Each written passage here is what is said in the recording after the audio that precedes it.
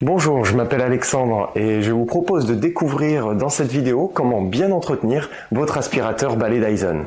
Pour cette présentation, nous avons choisi le dernier modèle proposé par la marque, à savoir le Dyson V15 Detect Absolute. Un des cas les plus fréquemment constatés, l'appareil aspire mal ou par intermittence.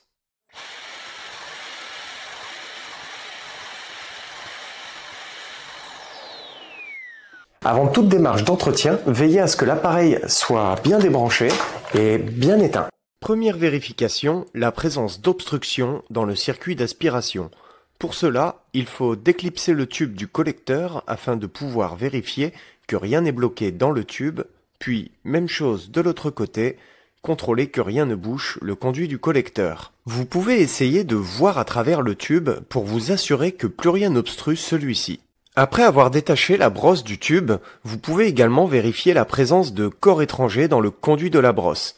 Retournez-la ensuite pour pouvoir contrôler si rien ne gêne la rotation du rouleau et aussi pour retirer les débris qui peuvent s'accumuler à cet endroit. Munissez-vous ensuite d'une pièce de monnaie et tournez le bouchon du rouleau dans le sens inverse des aiguilles d'une montre pour pouvoir l'extraire de la brosse.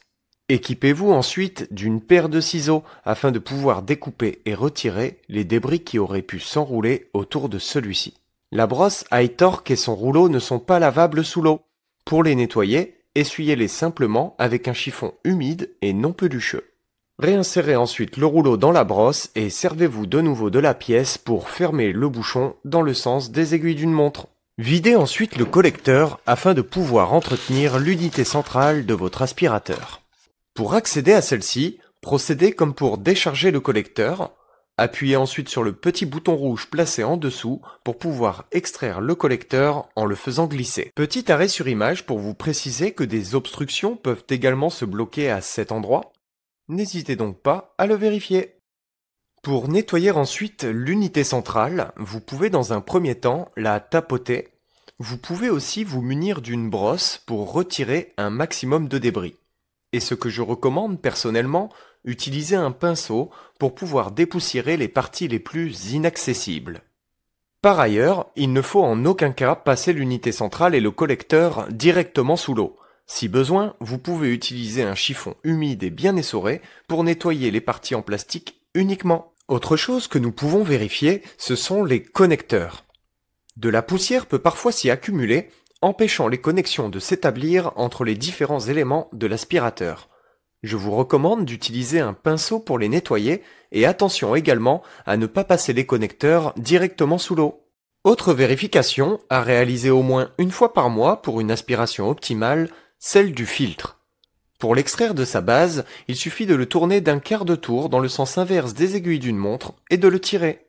Pour bien nettoyer le filtre, vous pouvez commencer par le tapoter de différentes manières afin de libérer un maximum de débris. Il peut ensuite être passé directement sous l'eau, mais attention, uniquement sous l'eau froide.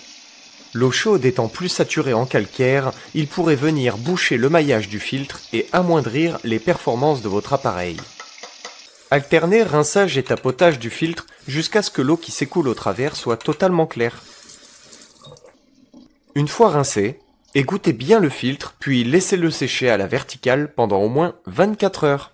Après vous être assuré que le filtre était bien sec, positionnez-le sur sa base et tournez-le d'un quart de tour dans le sens des aiguilles d'une montre pour le replacer. Un entretien régulier de votre appareil contribue à la préservation de l'autonomie de votre batterie.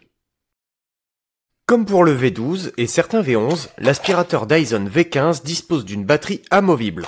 Cette particularité est très appréciable pour aspirer des grandes surfaces.